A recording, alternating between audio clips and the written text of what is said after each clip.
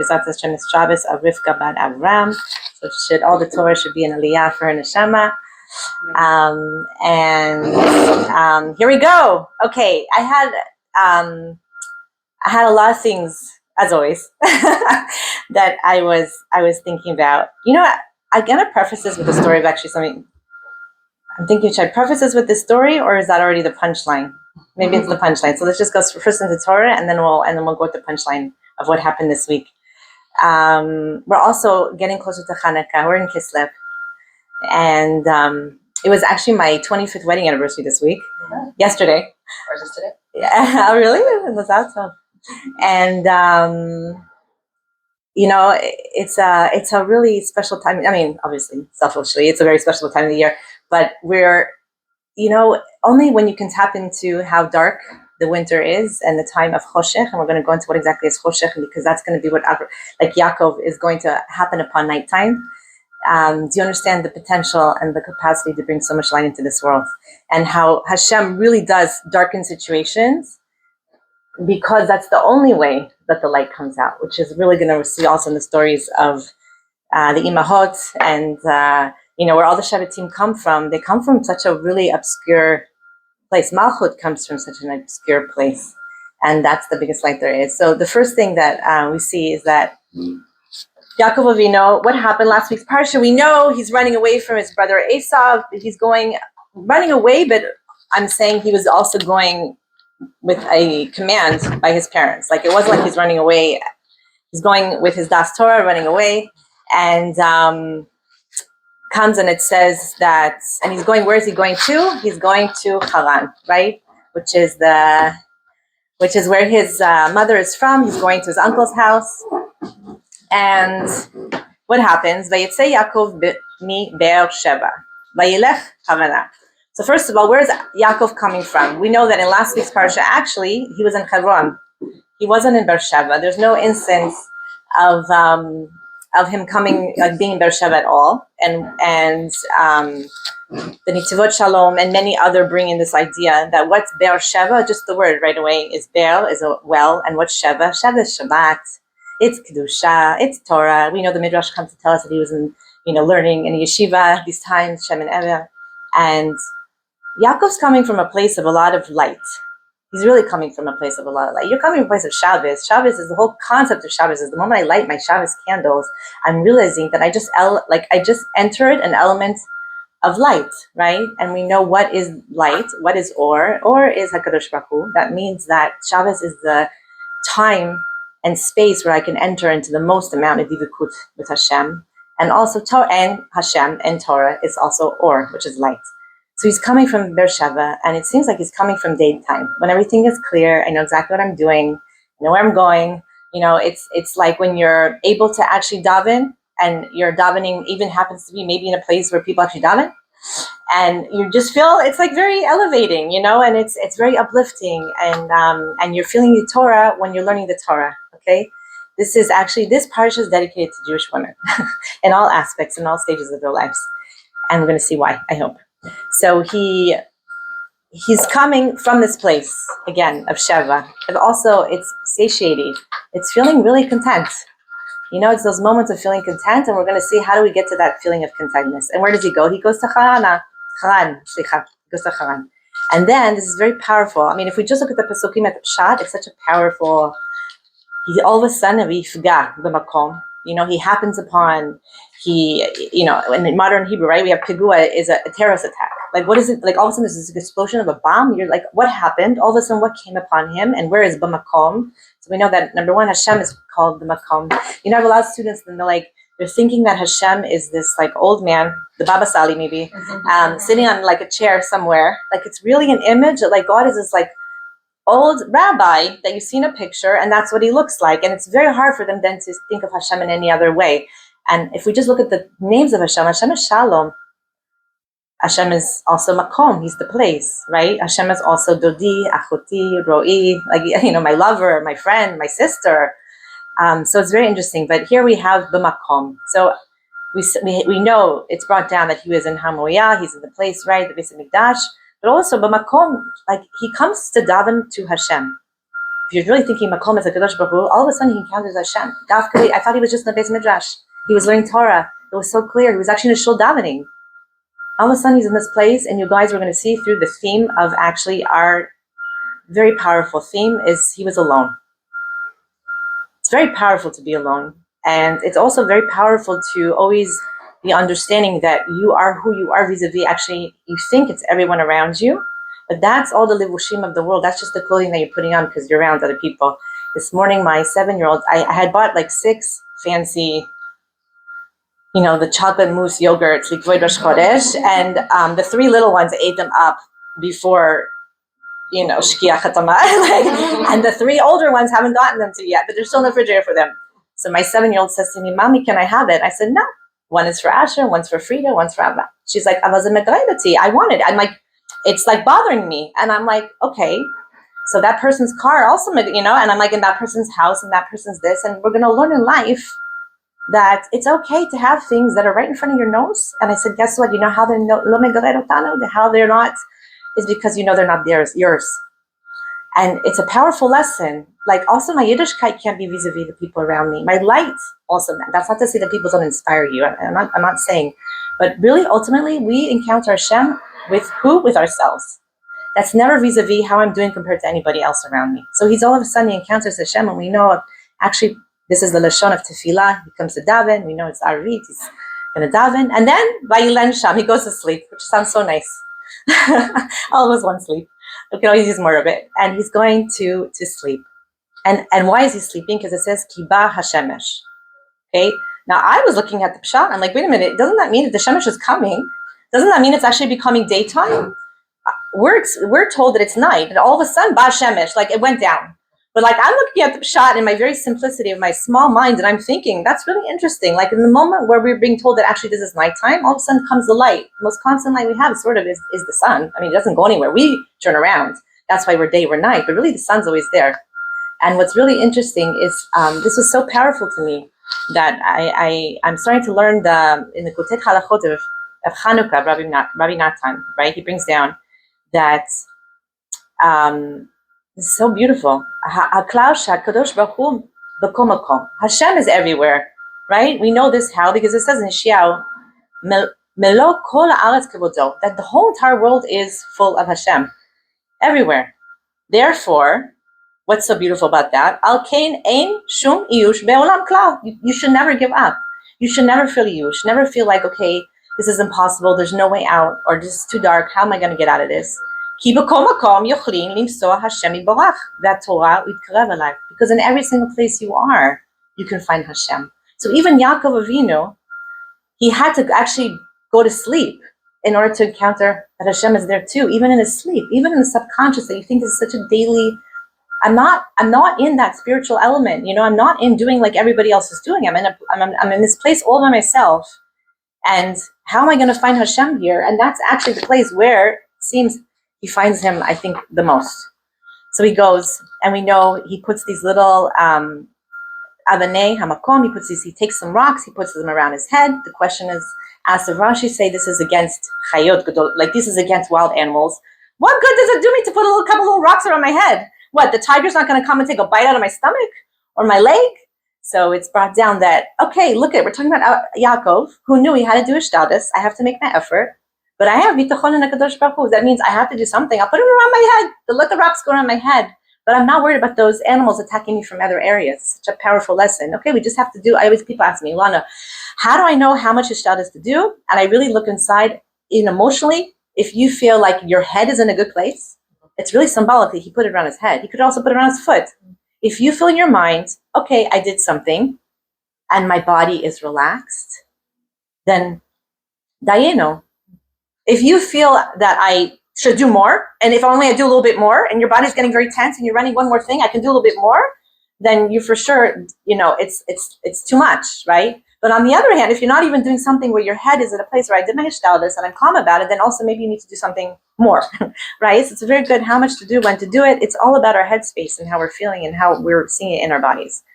And then we have this really powerful, I think it's a powerful imagery, maybe because I've seen too much art and I don't know what, but I have this like like, even like in a mosaic, in like an idea of like or like a glass, stained glass, like in a window. But I'm like seeing this, like this ladder, this incredible ladder that to me also is like, I'm really trying to always balance these things with being grounded in the ground. What am I supposed to be doing right now? And also just grounded, and yet always going up towards Hashemayim, like always, trying to elevate everything. But it's a ladder of realize the Malachim are going up and down. They're going up and down, up and down. So I'm gonna bring in something that it took me like 5 times rereading it to think that maybe I understood it. So if I'm not going to give it over how it was meant to be given over, it doesn't matter. But I'm prefacing that. But I just want to say that after this dream, one thing that's so powerful also, V'yinei Anochi Imach. HaKadosh Baruch Hu says to him, I am with you, Yaakov. Right? And I think this is the or that also Rabbi Natan brings, like the concept of, do you realize we were supposed to light the Chanukiah, the menorah, right? When all of a sudden we have Yaven, who's trying to take away Torah. They weren't trying to kill us physically. They weren't trying to enslave us physically. They weren't trying to even, I'm not really sure, but I don't think they were trying to, like, even economically no, it was just a total ruchnias chokhmah of Torah, right? And we therefore understand that they were trying to take away our light. Therefore, at the moment when the sun is setting, that there's no Torah is when you're supposed to light the Hanukkah, when you're supposed to connect yourself with light. The moment you guys start to feel in your daily lives that, like, I can't handle something, I'm telling you, it's because you're not lighting your menorah. You are not connecting to Kadosh Baruch Hu in that moment, because Hashem is Or. And what's so powerful about the Or of Kadosh Baruch Hu that's also brought down is that it's something that you could say, well, how could I possibly get close to Hashem?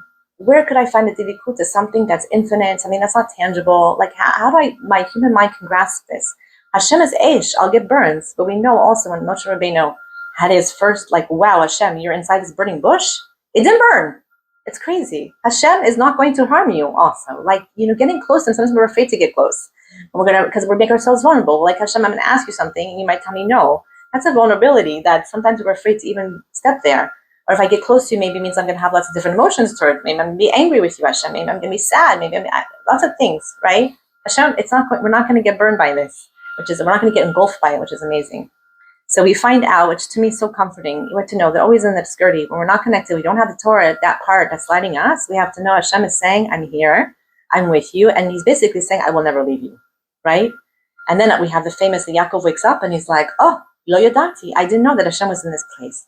So this to me is in the place where every morning I'm having a 45-minute fight, not a fight, I don't fight with a 3-year-old, but I'm having a 45-minute meltdown. No, it's not even a power struggle. It's a complete and total meltdown about the socks and the pants, that he wants everyone to see his Spider-Man socks. Aww. It's very cute, but like, how much can you pull the pants up? And no matter how much I roll them up, I'm like, do you want shorts? You understand? We're also in the winter. And he's 45 minutes with such distress about this. And I can hug him. My 7-year-old child distracted him, did art project. I mean, I'm telling you, it's a whole morning. It's literally a whole morning of choshech.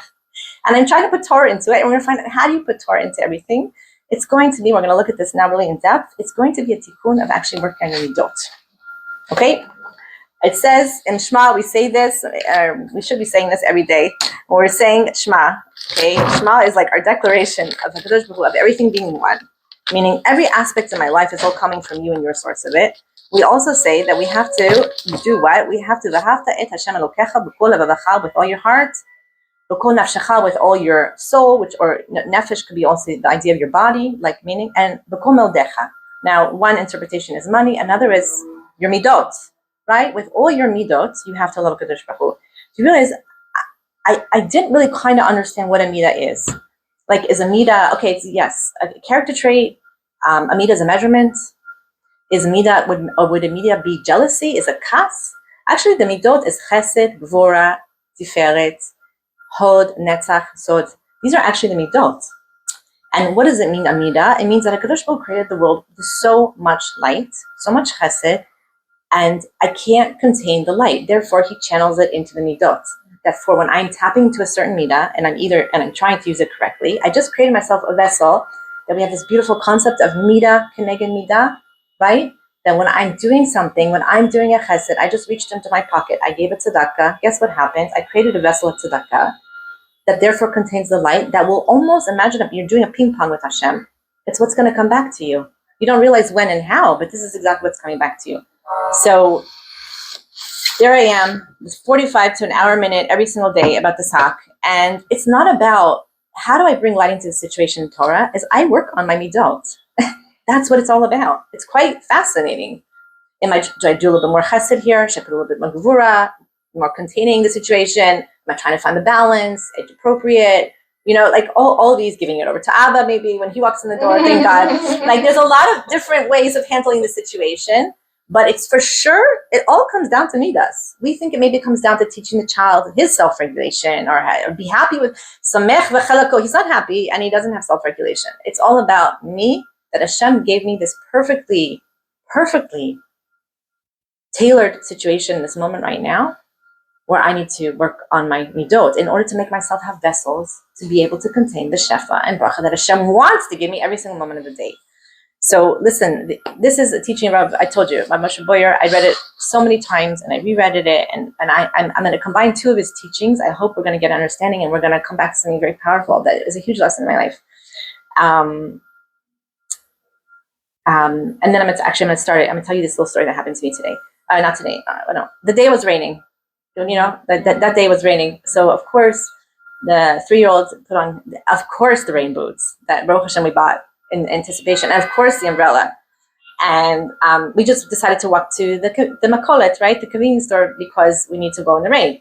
So it was, at this point, it wasn't raining. It was like sprinkling a little bit. It was just sprinkling a little bit also. It wasn't like, gushing down, pouring. I'm taking my kid to the convenience store for him. But it was the cute. It wasn't really cold, and there's a little bit of rain, and we're very excited, and we're walking to the makolet, and it was so interesting to me. Sometimes like Hashem gives you the situations so that you can zoom out in order to zoom in, right? So we're coming back, and I'm not exaggerating. Someone parked with their car running, like diagonally. I don't know how to explain this position. So It means that the tush of the car is in the only one lane now that we have on Shelzen, all right? And it's raining or sprinkling, and no one's in the car also. It's just running. And now at this point, there's 20 cars now honking. Oh my goodness. I'm not joking when I say 20, because it just takes one, like a pile up on one little tiny, it's our only commercial street in this whole entire neighborhood. So I'm walking, and and then a car who had just parked comes out with their toddler. I don't know, I don't know how old the kid was. He could walk, the kid could walk. I told you I'm not good with ages. They could walk and talk, but it was not more than 3 years old, this child. I'm saying it was somewhere between 2 and 3 maybe. And the father starts saying, Eza chutzpah! Eza chutzpah! Tire! He's telling the daughter, look, and now I was also thinking, I was also thinking, what chutzpah? Like leaving your car diagonally like that with it running? Yeah. I mean, saying 20 cars honking already in the rain. And he's saying, Eza chutzpah! You see this? He's telling us, he's pointing out to his daughter, Eza chutzpah! And what was fascinating is not because, I'm telling you, only because I'm really trying to work on my midas, not because I didn't say anything to my child. First, I didn't want to point out something doing a bad behavior. And then I started saying, is this really chutzpah? And then what was so funny about it, the person who came to the car was very calm. Like it wasn't like, it was a calm person. It was no one, it was like, not, and it was a calm person that it wasn't like they were carrying like 20 bags of like oxygen tanks for like, and it wasn't like some screaming, baby, or it was like a calm person. I don't know, didn't seem to notice anything, honking, the guy saying chutzpah, is a chutzpah. And okay, and then I was like thinking to myself, okay, let's just say she has a mother who's up there needs oxygen, and she went to quickly do the switch. You know what I'm saying? And so she's calm, and that would be done kavzachut to the person. Let's say she didn't realize when she did it. It was quickly. No one was there at the time. It's a residential neighborhood. Who thinks that I've done these things before? Believe me, I know I have. I've for sure done these things. So that's on her hand. But let's just say she did do gezel man of all these 20 people that were waiting. Let's just say she did that. And this happens in your life where someone does do something. Guess what? That's her problem. Yeah. That's her problem that she's going to have to do tshuva about. But if I were in the car right now and I would be frustrated, what's my problem is I'm getting angry over this. And chaval. I'm calling her a chutzpah, which is also a chutzpanit, I should say, which is also chaval. You see, it's like, because what happened, maybe in that moment, all those 20 people were about to get a free, I don't know what. And then the moment you're screaming chutzpah and honking the horn, guess what just happened? That keli that went away, and instead of the midah keneged midah, which they could have created, just got ruined, and they just created a different keli. And there goes. Well, you're davening for something. You're asking Hashem, why aren't you bringing me this? Like, I've been doing sugulot, I've been doing tefillot, I'm doing da-da-da, and you're not realizing that you're yourself impeding it from happening because of something that you didn't create or a keli that you actually broke. By what? By actually not working on your midas, which is like a crazy, crazy, crazy thing. So what's happening? We have this sulam. This part for me was, so what's the sulam? Is this ladder. And it says here, it's brought down, okay, that by Rabbi Baruch Kozbo, that's all. On the pasuk, it says in Azino, Ki chelek Hashem amo, Yaakov hevel nechalato. What's going on here? He says that, do we realize that if chelek Hashem amo, we are actually, our neshamas are part of the Kadosh Baruch Hu, right? And the chevel, which is our this rope, right, of Yaakov, which is our nachalato, which, what is this? This chevel is kind of, imagine, this is the concept of also the ladder. That I have this all the time, I am connected to Hashem. And imagine, he brings down the mashal of, imagine it's like a tree, right? So we get it's like the shoash, okay, we're at the bottom of this tree, right? And Hashem is up there, you could say, even though he's everywhere. And we have to realize that we have this chevel, okay, which is like this ladder, right? And everything that this actually finally made sense to me. You know, when they say like it's an etvatzon, you just did a mitzvah, you just have chesed chala, why you should start to daven. I finally understood this is what he's bringing down, what he's talking about. He's saying every time you do a mitzvah, every time you learn, every single time you're doing a mitzvah, what are you doing? You really just created that keli, right? You just created that vessel, because we know in Pirkei Avot it says every time you do a mitzvah, you create like a defending attorney, so to speak. This is in our language. Every time you do an aveira lo aleinu, you create a prosecuting attorney, which means I just did hafresh chala. So why is it such an opportune time to daven? Because if I just created the keli, he says, you just created the malach, you just created the angels. These are the angels going up and down. They're coming like we're the tree, like at the trunk of the tree, or the bottom, the roots, let's say. Our neshama is tied to this tree, and Hashem is trying to send via, osmosis and all these other things that are going on here. He's trying to send us the bracha. And what happens? You do a mitzvah, you just created, this angel going up and down. And so if you just did a mitzvah, now daven. Because what's daven? Daven's like the gas of the angel. Does that make sense? It's like igniting the fire. It's like the ignition of what gets the angel's food to actually then bring you down the shefa. And Torah also. So Torah and tefillah, when I do this action, it's like combining everything together. Then what happens? I'm able to bring these things. He's saying Hashem wants to give us so much, right? We have that when Yaakov was dreaming and he's seeing all these malachim going up and down, he had just left a life of complete and totally dedikut, spiritual connection to Kadosh Baruch Hu in the Beis Midrash. But now he has to go get a wife and kids and work and his every single daily life. And Hashem is saying to him, you need to remember this concept, Yaakov, that even when you're not immersed in growth in what you would call, let's say, Torah, all the time you're having these opportunities. Work on yourself, work on your midot, and create kelim. Every time we're doing a mitzvah, we're creating this kelim that Hashem wants to send us the bracha, and then we activate it with the tefillah and with the and with Torah. And okay, and then this part to me is very powerful. Is I'm reading and I'm realizing that Yaakov arrives, right? He arrives. So after, first of all, he just got a promise. We found out from that he's finding out, and we have to also understand that Hashem is with me because Hashem, malei kol ha'aretz kavodo, Hashem's glory fills the whole entire world. So that means that everywhere I am, right? Even at the 7 o'clock battle over the socks, Hashem is with me right now, right? And I'm realizing the way that I can tap into the Torah of that is probably by working on myself and my midos. How do I work on myself and my midos? So now we're going to find out how to do this, okay? Or one way of how we're doing it. And also we're going to see that I mean, I think it's a constant walking around, understanding that Hashem is with me all the time. It's this constant awareness of that, and it's to illuminate us, it's to give us or, it's to make us realize that Hashem is with me, but in this situation, how I'm going to see it. So he gets up and he goes and he meets his uncle Lavan, right? And we know the famous encounter of him and Rachel, and he's in love with her at first sight, and he's weeping. And also, mind you, we have this image of Yaakov being this tender, rabbinical figure, and meanwhile, like with his pinky, he like lifts up a boulder of a rock, which just also goes to show you the true strength. You think he's weak for running away, and you think he's weak for like not confronting Esav and also Lavan in a more hard way. And he's such a strong person, because that's where his strength is, actually, not in running away and not arguing.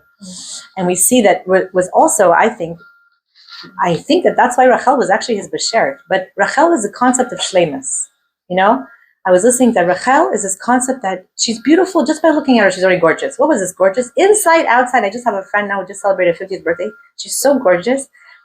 She's so beautiful. And her name is like one of beauty. She's beautiful. She just, her smile is, she's such a beautiful person. And she's physically so gorgeous. She's like really a mirror inside, outside.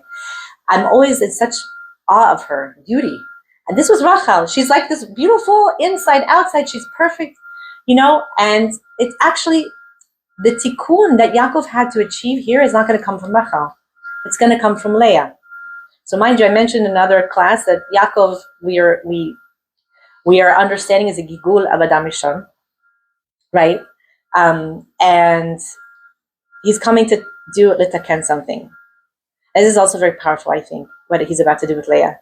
So he wants, and he's very specific, I want the younger one, right? It's not just I want your daughter. He says, I want Rachel, the younger one. We know exactly. Mind you, from my understanding, they were also twins. Rachel and Leah were twins. It wasn't like one was 20 years older. She's like the spinster and like waiting to get married here. It was like 5-minute difference. It wasn't such a big deal for this one to marry first. But okay, she's very specific. I want Rachel, I want the younger. And this is where Yaakov actually thinks is the tikkun that he's supposed to do. Which is so funny to me also, so many times in your life, you're like, this is what I'm supposed to be doing. This is my mitzvah, this is my chesed, this is my shlichut in olam. And how do we know it's not? Because Hashem does not give it to us. He puts us in a different direction and we're fighting it. But what happens? Yaakov actually doesn't fight it. He gets married. To who? To the Leah. To the Leah, right? Whose eyes are a code, very tender. We know from Rashi, and it's brought down the mid, right? That she was davening all the time. Leah davens. Rachel is gorgeous. She's shleimus. Leah is someone who also has to work on herself, right? Leah is a very powerful woman. And what happens? Okay, Lavan's like, yeah, fine, take her, right? And then he switches the two. And also, you should just know, very interesting, Yaakov worked 7 years for Rachel, Sheva. Again, he's coming from Beersheba, an idea of like, this is good. It goes very quickly for me because I'm in my like spiritual element right now of Sheva, of satisfaction also, and Shabbat. And then what happens? No, he gets married to Leah, right?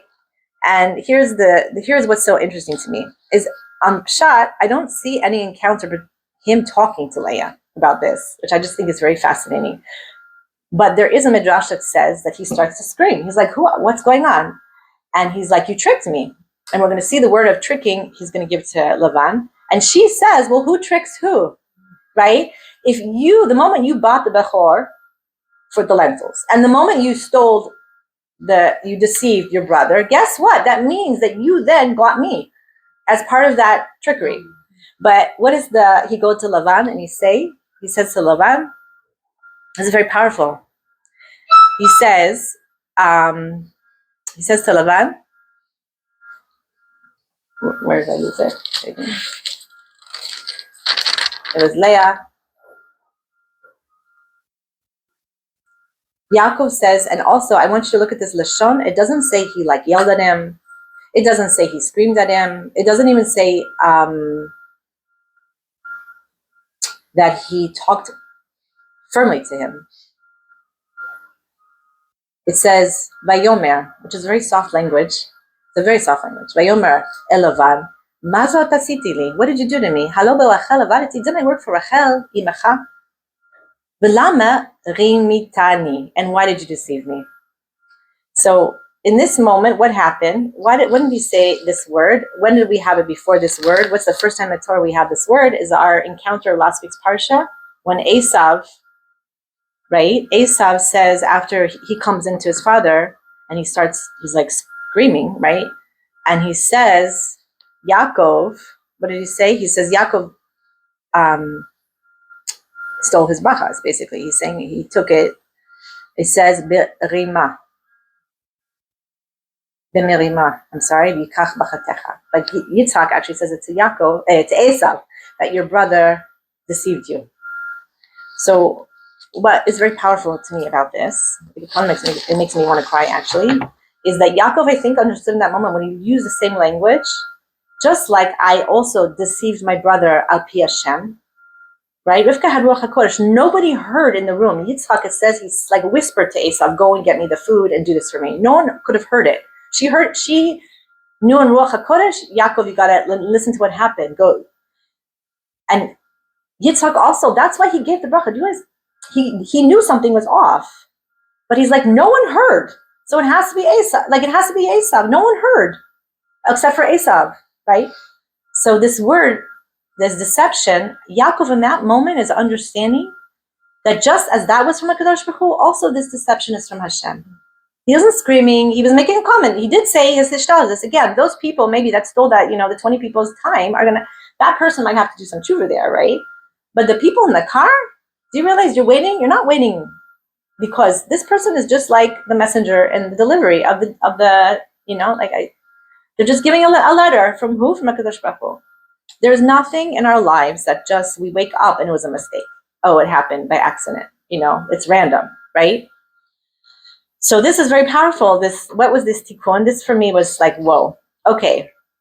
Why Leah also? Leah, it says that she was hated. It's a very strong language in the Torah, right? It does say she was hated.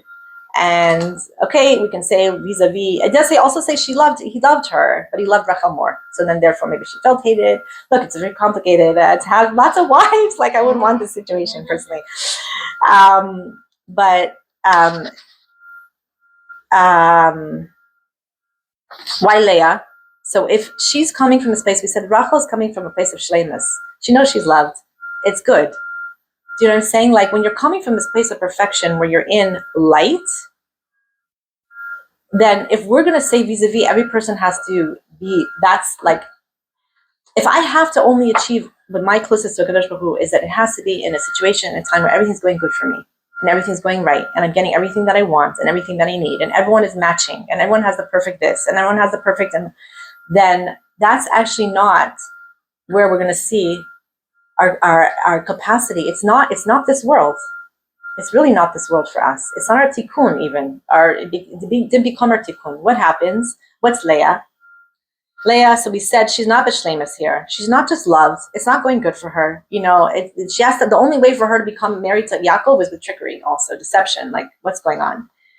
And then it says that it's brought down that we know that when it came to the chet of Adam Rishon, it says that we have 5 senses. This to me is very powerful. We have 5 senses. Do we realize that we don't just experience life through 5 senses? We actually experience HaKadosh Baruch Hu with 5 senses. Like there are moments where also, do you realize that when you're feeling, you can tap into Hashem with your sight, with your taste, with listening sound, with feeling, with smelling. You actually tap into Hashem and experience HaKadosh Baruch Hu with all your physical senses. Right? Again, we're not created in a world of blandness where everything looks the same, tastes the same, sounds the same, right? We have so many different, right? Because we're supposed to experience Hashem in all our senses. Comes Leah, and what does she do? Her first child, what's the first child name? Reuben. Why is he called Reuben? He saw me. So what was the first tikkun? Okay, so Yaakov Avinu is going to come, and we know again that he's a Adam Rishon, okay, Gilgul. But also that it says that, okay, what's the concept of when we did this, the chet of Adam Rishon, okay, which is chet ha'etz dat. Dat hi adivukut haborei. Do you realize that when the reason why this was such a huge deal was because we disconnected from knowing HaKadosh Baruch Hu. Every time you make a connection to Hashem, that's called dat, awareness. It's the same thing, but intimacy between 2 people. When you have a husband and a wife, and it says in Torah it's calling it, they know them, they're intimate, they're aware of them, they're close, they're divek echad hasheni, right? It says that they're supposed to be like this. So what happens? It also says in Chazal that ein adam over avera ela im ichnas bo ruach shtut, that only a person is going to do something that will disconnect him if he gets this crazy ruach shtut, right? Craziness, what's going to go inside of a person.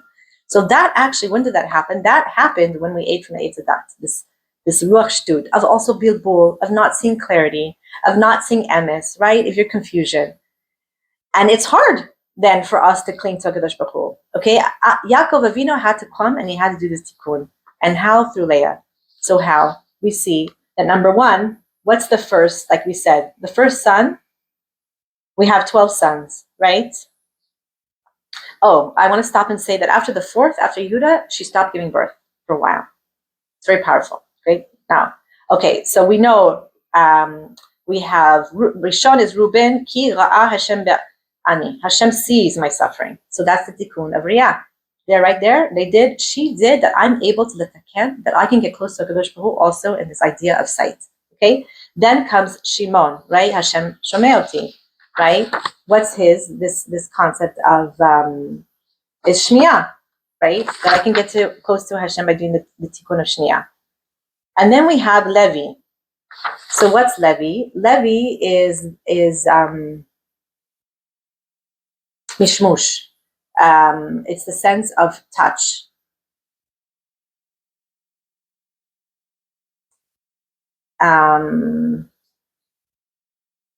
You want me to tell you? Wait 1 second. Right, because it was like he needed, like she named him that for Yaakov, so he needed to accompany her, like be close to her, like it makes sense, like physically be with her to. Levi hu milashon chibor, v'chibor nshech lechush hashimush. It was connection.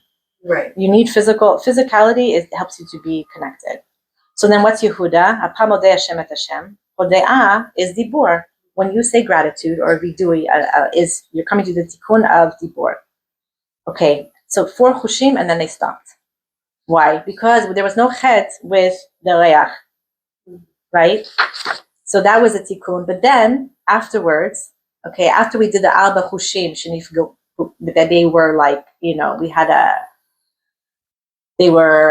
to do that tikkun. So now comes the next one, which is not to like litaken it in the same way, but it's to tap into also this closeness to Hashem. And what's reach is the dudaim, the flowers. So now we have Yisachar and / Zuvulun. They were like a partnership in that this idea, this concept of the reach is the neshama, which is Torah, right? Which is light. So what's it coming down to, you guys, is why Leah, why this idea of like this happened to my life? Because obviously Hashem is trying to tell us that in this area of our lives is where we have to do our tikkun, right? And specifically, I can't think that this thing happened in my life because that person hurt me. It wasn't Lavan. Lavan still has to do his cheshbon. He's going to have to still take his accounting with Hashem. But this is not what's going to bring me happiness. It's not going to make me feel like Hashem is close to me if I'm always constantly going in my head what that person did to me and how they did it to me and how they tricked me and how they deceived me. Instead, I'm seeing that this is the only way I can do the tikkun that I'm supposed to be doing. And what is the reason of this tikkun? In order to get close to HaKadosh Baruch Hu. Like ultimately, what am I looking for in life? I'm trying to get close to Hashem. It's like it's a constant. So what's like our constantly trying, and during the month of Kislev and the month of Or, is we are trying to add more Torah. We're trying to see in the places in our life, where am I feeling disconnected? This is the question. Where am I feeling disconnected, and where can I add more light and connection to that? And what's so cool about this also, there's such a wild twist on it, is you realize it can form in a way of smelling. It can be in a way of hearing. It can be a way of seeing. It can be a way of talking. I really have, this week, I was like, okay, this is like, I'm going to tell you guys, last night I went to a show. My daughter her whole school did a gorgeous, beautiful performance. And I'm going to tell you something. It was all the way in D-City. I don't know if you guys, this is like a 40-minute drive. Forget about if you were to go on a bus. It's Malete. Okay. It was supposed to start at 6 o'clock. I knew it wasn't going to start at 6, but my daughter told me there's no like safe seating. You have to get there on time. So I was out of my house by 5:20. Let's take a best time to leave the house. right? Let's take a poll of when you think I also got home, mind you. Like, A show, you guys. 11. Okay, I got home after midnight. And after midnight was also after I finished dropping everybody off that I had to go all around Hanover because I can't go on Chauzen because it's one way. Even though at midnight I was like, can I just go against, like if I was in Mexico, I would just go on the one way. But I wasn't. All the way around Hanover, dropping off. The person was like next on the other, like just on the same street as me, but I can't get to there. But it's midnight. I'm not gonna let a woman And what I want to tell you about it, it was so beautiful. It really was, but it was so long. It was so long. I'm like, why did they do these performances for so long? And they didn't give us food, which I mean, they had to. No, I'm complaining. They didn't give food. So I mean, I left my house at 5:30. They had like some cheesecakes, like whatever. I didn't eat it. But my point is, not real food. Now, mind you, there's like 1,000 people there. It's like a whole high school, but they didn't give us food. Okay. And they schlepp us to D-City, right? And I got lost there, so I got to see all of that. I did so much Arba Amot, and I'm like driving around in circles, and I'm like so tired, and I was scared to drive home because I'm very tired. I'm not good at. It's nighttime. I'm tired, and it's like we got home way after midnight, and you're hungry. And I didn't eat. I'm hungry. I'm tired. I'm all my senses and all the senses now. Can I tell you, though, I wanted so much, though, not to say a word to my daughter that was like, couldn't they have made it a little bit shorter? Right. Or like, I can't tell you how much also I was such a strong person not to say to my husband, it was so long. Because it was so beautiful. It really was. It was gorgeous. They put in so much. And I realized I could have ruined the whole night and experience by being resentful that I was 7 hours outside of my house, exhausted, for a show that my daughter was in like for 3 seconds with all the 500 other girls. What was so cool about it, though, is they had in the middle of her part where she was, they had a takala. Like all of a sudden, like the nothing worked. So I got to see her twice. They did it again. So I was like, I at least I got 6 minutes instead of 3. And I was so excited about it because I got to see it again. Her like only part in the whole entire 4-hour production. And I really felt like I'd gone to. I told my husband, I was like, I was like going to Marone and back, and but it was so hard on me not to complain. Why it was so hard. Why can't you complain to your husband? You know why? Because it's not good midas. It's not good midas. You say, yeah, it's valid to complain. And I'm always validating myself and others when I complain. But I'm telling you, it would have dampened. I almost was thinking, should I write a letter to the Menahelet? Like, this is ridiculous. And I'm like, Elana, write her a letter saying, thank you for putting on such a beautiful production that you really worked hard on. Would I have spent that money on it? No. Would I have schlepped 500 mothers and grandmothers, these 1,000 women to D-City and get them home at 1 o'clock in the morning? No. But come on. Why do I have to have bad midas and would have fed it? And looking at that way, lama magiali. Why do I think that everything magiali? Why? Who am I? So I'm tired. Does that mean, and I'm not reframing it, you guys, actually. I'm putting Torah into it. There's a very big difference between trying to reframe and feel better at it than saying, is this what the Ribbon Shalom wants of me? Now, yes, I could complain about it, but at the end of the day, my complaining is not going to make me feel as good as me looking at it that, you know what, they put in a lot of these girls. And I was actually surprised because I thought the girls were like falling asleep already because then they did like a kumzitz. I was like, oh my God, another 30 minutes of a kumzitz singer up there, piano, woman singing, and like it being so long already. And I was like, look at them, they're like falling asleep already. I'm like, and everyone was like, people were stirring, I'm telling you. And then guess what? My daughter was like, it was so much fun. I'm like, great. No, what? I think that you're bored? How do I know what you are? And why do I have to give that kind of feeling in my car, driving home, then the next 40 minutes fuming that we're all so tired? And how can I make such a big deal about this? I'm telling you, it ruins everything. It's not the midah I'm supposed to love Hashem with. It's not about it's really about saying, I would much rather that when I invest something into it, my kids are also not going to roll their eyes at me and be like, this is so long, it's so boring. Why do we have to do this? Well, Mida can make it Mida. Do you realize every single thing that I'm ping-ponging into this world, one of them is Melachim going up and down. What's Yaakov realizing? That everything I put out there, I am going to get back in my life.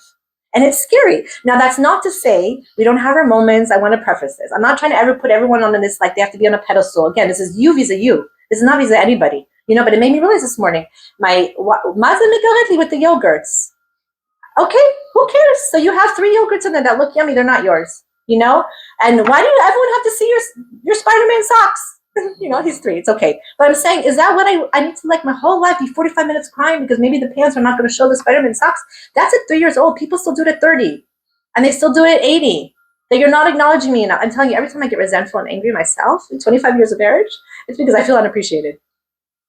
What doesn't do me good? Bemet, is that really? Leah, wake up. Wake up and say there's a tikkun here in Riyah, in Shemiah. Why did these people have to come to the world? Who were they? Who are these Shevatim? Reuben's the first one who says, he did a chet. He did tshuva. How could he have done tshuva if he was born b'shleimus with Rachel? Yosef is shleimus. Yosef is the king. He can be even with this guy's wife, and flirting with him, and he's able to save himself from this. But every other tribe, the Shevatim of Leah, who we are, actually, Yehuda, step up to the plate, sweetie pie, you're about to burn somebody that you're the one whose fault was. He says, okay, she's right, she's better than me. That's Malchut, right? Levi, Shimon, what's with your anger? Let's use it to do Eish Kadosh Baruch Hu. Let's serve Hashem with it. It's all about the midas. It's all about, there's no way that actually could have come from Rachel like that. And Rachel is our steadfast. She's also the person who says, I could not believe this conversation. Her and her sister, and the sister saying, you stole my husband, you want my flowers? I always feel so bad for Rachel. I feel like I just want to cry for Rachel. She had it so hard also. Shleimus is not easy. It's not easy to be the pedestal woman that everyone thinks that she's so perfect when really her life is very hard. Her life was so hard. Baby after baby after baby after baby after baby. And she's there and she doesn't get anything. The only person she does say something to is Yaakov. She never says a word to her sister. It takes such strength. Her perfection was also something she worked on. She deserves it. Magiyala. That Rachel Imenu is our steadfast mommy there on the side of the road. So what are we doing? We come from all of them. We have Mama Rachel, we have Ima Leah, I don't know, and we have to realize, and we have Yaakov Avinu, who's emes. What is the true emes there is in this world? Hashem, this is from you. And when I tap Rabbi Nachman brings down, what's the or of Hanukkah? He says, tefillah, you just daven. This is the whole week you're supposed to do leodot, l'shabech, Hallel, davening to Hashem the whole week of Hanukkah. Tefillah, davening. Thank you. Why? Because that's emes. There's no more aura of emes than saying thank you. And it's hard. But think how you feel afterwards, And again, it's not to, of course, there's pain. And we're living in a world of galus, and we're living in choshech, and we're living in a world where so many people are suffering. I'm not saying vis-a-vis another person you say to them, we'll just be happy. Never, right? But to ourselves, the moment we switch the situation, I'm telling you, really, 25 years of marriage, I can tell you it's switching a situation of totally, thank you. Because why? I want divikud, I want closeness. And the only way to have divikud here and closeness is if I bring some or of Hashem into our picture here. Should we be zochei to have a beautiful home and have a beautiful inside of ourselves that know that you're always going to see our battles are when we're on our own. But we should realize that our closest to Hashem is vis-a-vis ourselves. That we should be able to tap into tefillah in every moment. That we should know that also when we feel like this choshech, Hashem, where's Hashem right now in this line of 20 people honking? He's there. He put me there. Right? Now, mind you, I wasn't in the car. But, right? That when we say, what a chutzpah, what is this, what is that? Oh my gosh, I'm so tired. My biggest avodah of amidot this morning also was, I'm telling you, the exhaustion I feel right now, all that was avodah amidot. It's really trying to love Hashem in the midah that I can, make myself a better person. Because why am I here? It's to do these tikkunim, and also so beautiful, which is to me such a chiddush. It's very deep, and I don't know. We have to think about this more. Is this concept of of your senses? Am I using Hashem, getting close to Hashem with my smell? Am I using to get close to Kadosh Baruch Hu with what I'm listening to, what I'm speaking, what I'm tasting? Right? Can I actually feel Hakadosh Baruch Hu closest to Him in my whole entire body? It's very powerful.